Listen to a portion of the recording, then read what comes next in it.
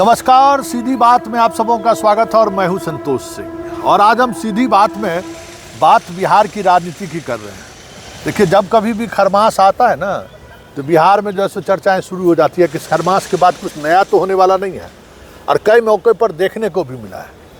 लेकिन इस बार कुछ अलग चीज़ें देखने को मिल रहा है, और वो जिस अंदाज में जदयू दिखाने की कोशिश कर रहा है, ये मिजाज जदयू का कभी नहीं रहा है। जिस तरीके से कल उन्होंने ट्वीट की, आज नीतीश जिस अंदाज में निकले हैं, सूरज कुंड में बीजेपी मंथन कर रहा है, बीएल संतोष उस बैठक की अध्यक्षता की है। मतलब कुछ न कुछ चल रहा है। इसलिए इस बार कुछ ज़रूरत से ज़्यादा दोनों खेमे अपने अपने तरीके से रणनीति बना रहे। लेकिन इसकी ज़रूरत क्यों पड़ गई? सब कुछ ठीक ठाक चल रहा था, अचानक ये बातें कैसे सामने आ गई? हमारे साथ खास मेहमान है, संतोष जी हैं, हम नाम हैं, दोनों आदमी पत्रकार हैं। संतोष जी, ये अचानक ये बात फिर से क्यों होनी शुरू हो गई है? देखिए, एनडीए अभी जितना मजबूत है, अगर भाजपा कोई गेम ना खेले और शांतिपूर्वक अगर मजबूती से एनडीए चुनाव लड़ता है, तो बिहार में 175 से कम सीट आने की संभावना है। 175 से ज़्यादा ही सीट जीते। लेकिन भारतीय जनता पार्टी की जो रणनीति रही है हमेशा, मतलब पीठ में खंजर भोंकने की, जैसे 2020 में नीतीश जी के साथ चिराग पासवान को आगे करके किया गया, उससे पहले भी प्रयास किया गया। नॉर्थ ईस्ट में जदयू के विधायकों को तोड़ा गया। तो बार बार प्रयास किया जाता है, लेकिन नीतीश जी की जड़ इतनी मजबूत है, उनके साथ जो 10 से 15% वोट बैंक है, वो जहाँ नीतीश जी रहेंगे वहीं जाएगा। लाख लोग बोल दें कि भाई अब अस्वस्थ हैं, अब उनका दिमाग नहीं काम कर रहा है, कुछ भी, लेकिन वोट उनके साथ है।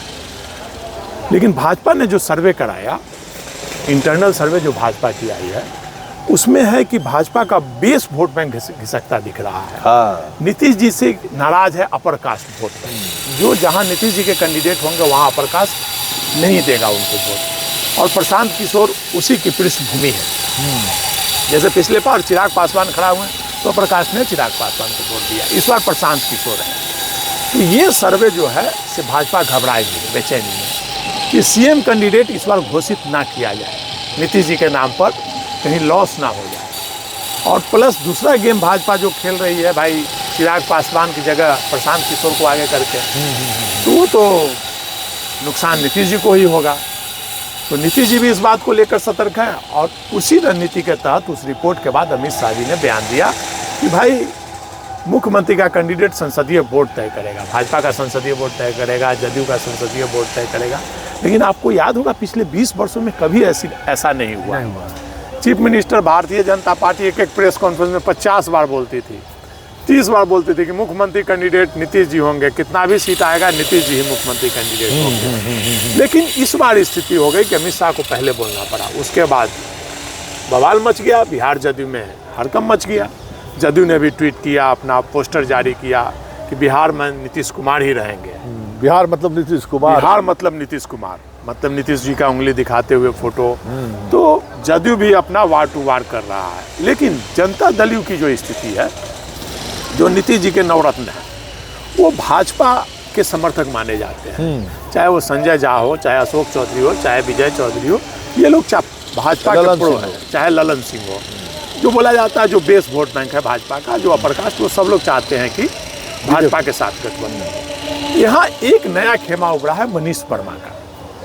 मनीष वर्मा चाहता है कि नहीं, भाजपा से ये लोग की रणनीति को फेल करने की, और मनीष वर्मा के साथ पूरे पिछड़े समाज के जो भी लोग हैं वो उनके साथ जुड़े हुए हैं। मतलब ये डिफरेंसेज हो गया है, पिछड़ा और निश्चित तौर पर जनता दल में अगड़ा पिछड़ा की रणनीति हो गई है। अच्छा। और मनीष वर्मा, ये एक बड़ा अपडेट संतोष जी बता रहे हैं कि मनीष वर्मा को लेकर बड़ी सियासत हुई, उनके कार्यक्रमों को रोक दिया गया, कहा गया कि नालंदा नहीं भेजा जाएगा। लेकिन नालंदा में उन्होंने उस कार्यक्रम को अटेंड किया, वहाँ के कार्यकर्ताओं को संबोधित किया।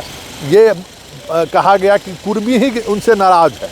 तो वो सारी चीज़ें जो गॉसिप के तौर पर फैलाने की कोशिश हुई, वो नालंदा जाकर उसको उन्होंने पूरी तरह से ध्वस्त कर दिया। लेकिन संतोष जी एक नई बात कह रहे हैं कि जदयू के अंदर अब सवर्ण और पिछड़ों के बीच एक अलग तरीके का संघर्ष शुरू हो गया, क्योंकि पार्टी तो नीतीश कुमार की है, और नीतीश कुमार का जो सोशल समीकरण है उसमें तो संजय झा हो, ललन सिंह हो, विजय चौधरी हो, चाहे अशोक चौधरी हो, बामुश्किल जमानत बचा लेते बहुत बड़ी बात है।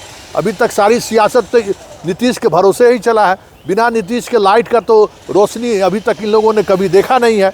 ऐसे में सवाल ये उठना लाजमी है कि मनीष वर्मा वाकई में इस मजबूती के साथ खड़े हो गए। आप अभी मनीष वर्मा के घर पर जाइए तो सुबह सुबह मनीष वर्मा के घर पर दरबार लगता है, जैसे कभी रंजन यादव के घर पर लगा करता था। जदयू के जितने पिछड़े जाति के नेता हैं, जितने कार्यकर्ता हैं, सब मनीष वर्मा के घर पर दरबार लगा रहे हैं। सब काम जा रहे हैं, सबका काम वो करते हैं, फ़ोन करते हैं, पैरवी करते हैं। तो उनका बढ़ता ग्राफ देख करके चाहे संजय झा हो, चाहे विजय चौधरी हो या ललन सिंह हो, सबको हजम नहीं हुआ और एक साजिश रची गई और साजिश के तहत मनीष वर्मा की यात्रा रोकी गई पत्र जारी करके। अरे भाई, यात्रा तो तेजस्वी यादव की भी शुरू होती है, लेकिन ऐसे ही होता है कि रोक दी गई, पत्र तो नहीं जारी होती है। मनीष वर्मा को भी भाई नीतीश जी बोल देते भाई क्या चलिए यात्रा नहीं होगी, तो यात्रा रुक जाती। लेकिन पत्र जारी करके मनीष वर्मा को अपमानित किया गया। एक प्रकार से मनीष वर्मा की नहीं, नीतीश कुमार की यात्रा रोकी गई। अब नीतीश कुमार जी अस्वस्थ हैं, भले अब उनका क्या है, उनको बुजुर्ग आदमी को जो पास में रहता है कन्विंस कर लेता है, ठीक है करो। तो वो स्थिति नीतीश जी की हो गई है। लेकिन जदयू दो फाड़ों में बढ़ चुकी है, अगड़ों और पिछड़ों की राजनीति वहाँ पे चल रही है। और मनीष वर्मा अब आरजेडी के समर्थक माने जाते हैं कि भाई आरजेडी के साथ गठबंधन हो। भाजपा भीतरघात कर रही है, जैसे तिरहुत में भाजपा ने किया, लोजपा ने मिलकर किया। और अपर कास्ट का वोट जदयू को नहीं मिलेगा, तो पिछले बार 40 सीट आए थे, इस बार और कम सीट आ सकती है। तो मनीष वर्मा उस रूप में चल रहे हैं और निशांत को इसी रणनीति के तहत राजनीति में लाने की तैयारी चल रही है। अरे वाह, क्या बात है कि अगर निशांत को लाया जा सकता है। जी जी, नीतीश जी अब नहीं चाहते हैं, नीतीश जी की इच्छा नहीं है कि परिवार में, लेकिन जो पिछड़े वर्ग के नेता हैं वो देख रहे हैं कि पार्टी अब हाथ से निकलती जा रही है। पार्टी अब कोई संभालने वाला कोई नहीं रहेगा। संजय झा को कोई नेता नहीं मानेंगे, विजय चौधरी को कोई नेता नहीं मानेंगे, ललन सिंह को कोई नेता, पिछड़ावाद का जो है कोई नहीं मानेगा नेता। तो ऐसी स्थिति में पार्टी टूट जाएगी। तो उसको पार्टी को बचाने के लिए निशांत को राजनीति में लाने की कवायद चल रही है। और नीतीश जी जब तक हैं तब तक, नीतीश जी के बाद निश्चित तौर पर निशांत राजनीति में आएंगे। और मनीष वर्मा चाहते हैं कि निशांत को राजनीति में लाया जाए। जो भी, मनीष वर्मा ही नहीं, नीतीश जी के परिवार के लोग भी चाहते हैं, पिछड़े समाज के जो भी लोग हैं सब लोग चाह रहे हैं, विजेंद्र यादव भी चाहते हैं। अच्छा, सब लोगों की इच्छा है कि भाई जदयू बचे। जदयू को चाहे विजेंद्र यादव हो, चाहे मनीष वर्मा तो अधिकारी से आए हैं, लेकिन जो भी समता पार्टी के समय से लोग हैं, सब लोग चाहते हैं कि पार्टी बचे और पार्टी फिर से अगड़ों के हाथ में ना जाए। नीतीश जी ने जो सोशल इंजीनियरिंग कायम की है उसी के तहत राजनीति हो और जदयू मजबूती से चुनाव लड़े। क्या होगा, मान लीजिए जो सिचुएशन देख लीजिए, जो सिचुएशन अभी आपको दिख रहा है, सांसद, क्योंकि कुछ अगर होगा तो कोशिश होगी कि मोदी इनके सांसद को तोड़े, विधायकों को तोड़े।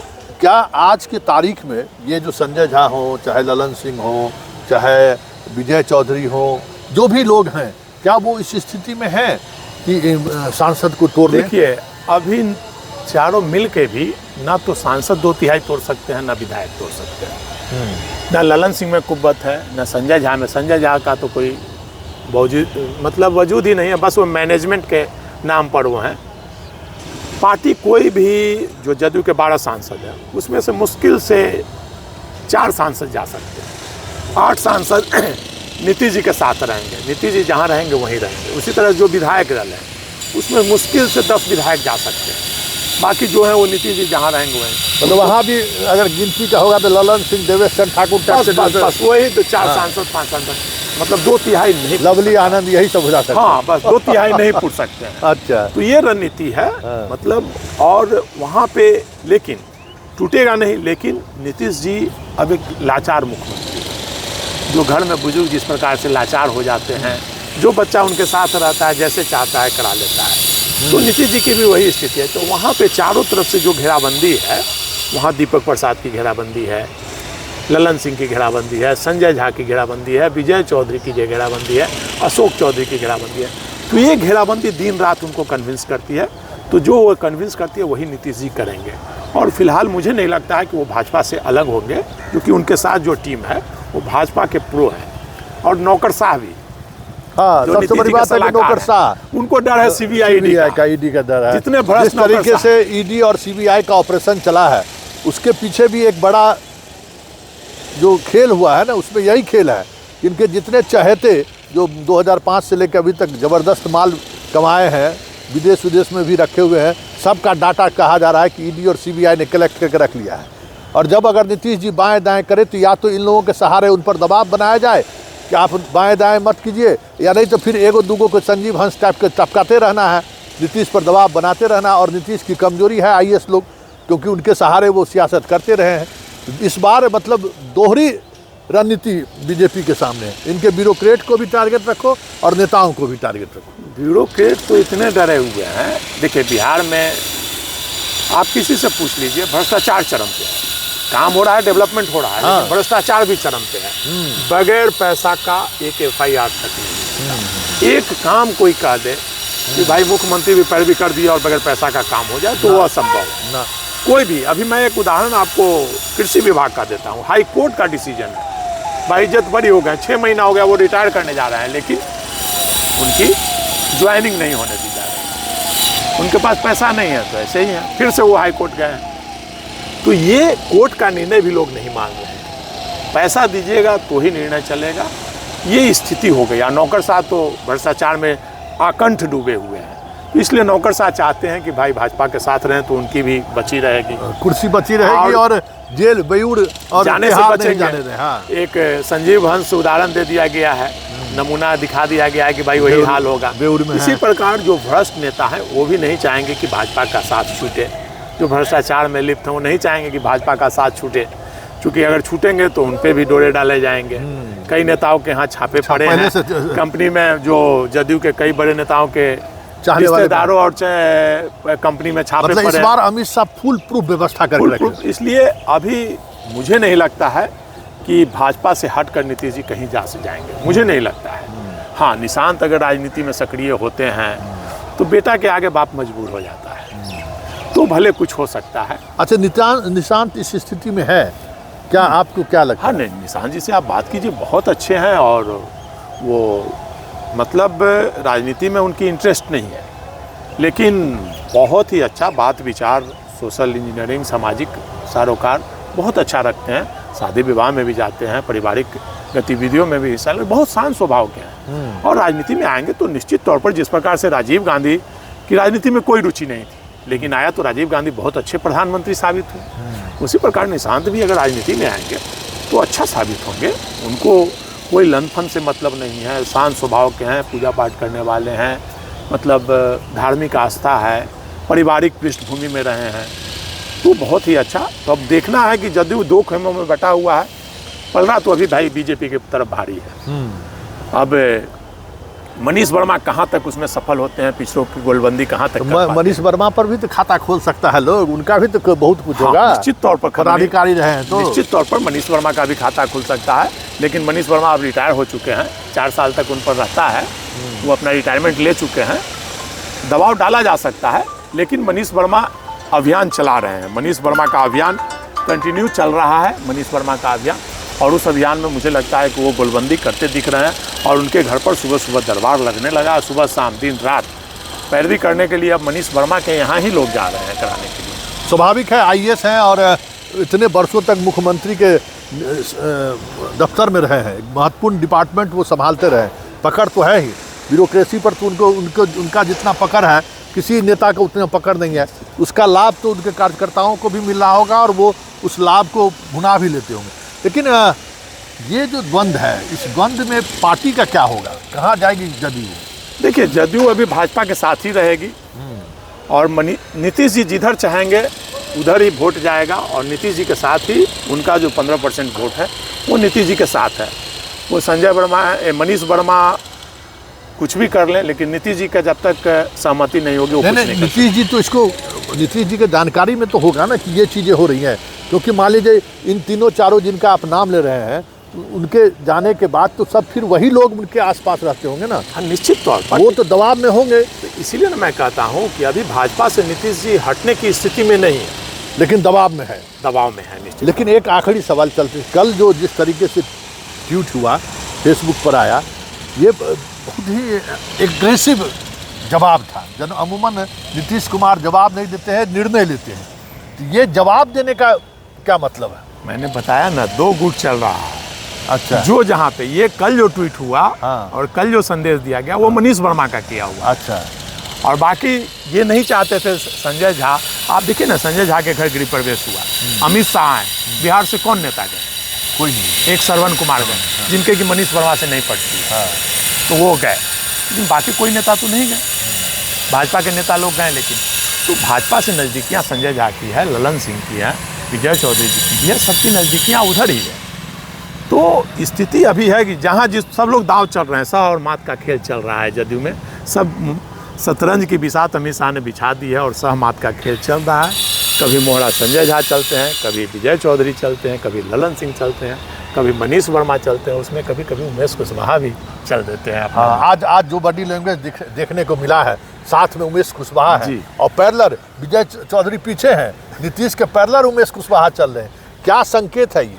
मैंने बोला ना कि वहाँ दो भागों में बट गए, मनीष वर्मा, उमेश कुशवाहा, बाकी लोग एक तरफ, संजय झा, बाकी लोग एक तरफ।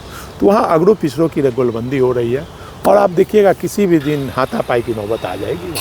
जिस प्रकार लालू प्रसाद के यहाँ देवेंद्र यादव और एक में जुत्तम पैजार हुआ था, वहाँ नीतीश जी के यहाँ कभी भी हो सकता है। चलिए, बहुत अंदर की बात भी आपको समझने को मिला, लेकिन बड़ी बात यह है कि जिस तरीके से पार्टी में खुद नीतीश कुमार के पार्टी के अंदर जो खेमेबाजी शुरू हुई है, ये देखने को भी मौका मिला है कि कई बार अवसर पर आज किसी को राष्ट्रीय महासचिव बना दिया जाता है, तो दूसरे दिन किसी दूसरे खेमे को राष्ट्रीय महासचिव, मतलब बैलेंस बनाने की कोशिश अभी तक नीतीश कुमार के द्वारा पदाधिकारियों में भी और नेताओं में भी होती हुई दिखी है। क्या अब कल के ट्वीट के बाद आपको लगता है कि अब बैलेंस बनाने वाली कोशिश नहीं होगी, अब आर पार वाली स्थिति होगी? देखिए, बोले ना, नीतीश जी जो निर्णय लेंगे वो सबको मानना होगा, चाहे संजय झा हो चाहे कोई भी हो। लेकिन एक हम उदाहरण, जैसे मान लीजिए कि इनको श्याम रजक को बनाए, तो 2 दिन बाद तो अशोक चौधरी को भी बनाए, पदाधिकारी में डीजीपी से हटाए तो उनको कर्मचारी चयन आयोग का भी दे दिए, क्या कहते हैं चीफ सेक्रेटरी दूसरा आ गया तो परते अमृत को भी दे दिए विकास आयुक्त। तो ये ऐसा लगा जैसे नीतीश कुमार सब अपना ही है। हाँ। सबको खुश रखो, नाराज किसी को नहीं करो। हाँ, लेकिन कल का जो ये है ट्वीट है, ये तो सीधे सीधे नाराजगी वाली बात। नीतीश जी ने साफ मैसेज दे दिया है और नीतीश जी के जो समर्थक हैं कि भाई बिहार का चुनाव होगा तो नीतीश जी के नेतृत्व में ही लड़ेगा। अमित शाह कुछ भी बोल रहे हैं, चाहे नरेंद्र मोदी कुछ भी बोल रहे हैं, मुख्यमंत्री नीतीश कुमार ही बिहार के रहेंगे, चाहे वो भाजपा बनाए या लालू बनाए, लेकिन मुख्यमंत्री नीतीश कुमार ही रहेंगे। मतलब 2025 में कोई वैकेंसी बिहार में नहीं है, और जहां कहीं भी अगर वैकेंसी की बात हुई तो तय मानिए कि नीतीश कुमार अपने तरीके की जो सियासत का गणित वो गुना भाग करते रहते हैं, वो गुना भाग कब किस तरीके से करना शुरू कर दे कहना मुश्किल है, समझना मुश्किल है। देखिए, इतना तय है कि इस तरीके से एग्रेसिव जवाब देकर संकेत उन्होंने दे दिया है कि नीतीश कुमार भले ही बूढ़ा हो गया है, भले ही अब पहले वाली तेवर और तंज नहीं रहा है, चेहरे पर वो मुस्कान भी अब दिखाई नहीं दे रहा है, चेहरे पर थकान दिख रहा है, फिर भी टाइगर जिंदा है। ये संदेश देने की कोशिश वो इस बार भी करते हुए दिख रहे हैं। लेकिन इस बार परिस्थिति अलग है। अमित शाह की घेराबंदी सिर्फ राजनीति की नहीं है, ब्यूरोक्रेसी के सहारे भी बहुत तरीके की घेराबंदी उन्होंने कर रखी है। लेकिन एक खासियत नीतीश कुमार की है कि हर बार जब वो बाजी लगता है कि नीतीश कुमार हार रहे हैं, अब हार गए, लास्ट 9th विकेट गिर गया है, अभी भी जीतने के लिए 100 रन बाकी है, ऐसे में अचानक इस तरीके से छक्के चौके हुए मारने लगते हैं कि हर खिलाड़ी, मतलब सामने वाला स्तब्ध रह जाता है कि अरे क्या नीतीश खेल रहे हैं। तो अभी यही उम्मीद बिहार के जो लोग, जानने वाले लोग हैं, ये उम्मीद कर बैठे हैं कि भाई नीतीश कुमार में जब तक 10% 20% भी सोचने की ताकत बची हुई है, बहुत मुश्किल है नीतीश को डिगा देना बिहार की राजनीति का। क्या इससे आप सहमत हैं? निश्चित तौर पर नीतीश जी की रणनीति जो रही है, आप देख लीजिए, 96 के बाद से जो उनकी रणनीति रही है, हमेशा उनकी रणनीति सफल रही है। लोग नीतीश जी की लाख आलोचना करें तो नीतीश जी जो भी राजनीतिक निर्णय लिए हैं अभी तक, हमेशा वो सफल रहे। एक बार 14 का निर्णय उनका गड़बड़ाया, नहीं तो हर रणनीति नीतीश जी की, चुनावी रणनीति हो या राजनीतिक निर्णय, हमेशा सफल रहे हैं। मात्र लोग बोलते हैं कि कुछ नहीं है नीतीश जी के पास, लेकिन मुख्यमंत्री तो 20 वर्षों से लगातार है। हाँ, तो ये तो उनकी रणनीति को मतलब सफल विपक्ष रणनीति माना बदलता जाएगा। रहा लेकिन मुख्यमंत्री कुर्सी पर वही रहे। नीतीश जी की रणनीति तो सफल मानी जाएगी। मतलब अभी भी उम्मीद जो आपने है। बोला ना कि टाइगर जिंदा है, तो नीतीश कुमार निश्चित रूप से टाइगर जिंदा है वाली आपकी बात बिल्कुल सत्य है। और नीतीश जी अभी कितना भी अस्वस्थ हो जाए, लेकिन उनका जो वोट बैंक हो वो जहाँ रहेंगे वहीं जाएगा। चलिए, अभी भी उम्मीद बची हुई है। जब तक नीतीश के साथ नीतीश के वोटर हैं, बगैर नीतीश के बिहार में राजनीति संभव नहीं है। चलिए, सीधी बात को यहीं खत्म करते हैं, फिर किसी नए मुद्दों के साथ हमारी आपकी मुलाकात होगी। फिलहाल इजाज़त दिया जाए। संतोष जी, नमस्कार।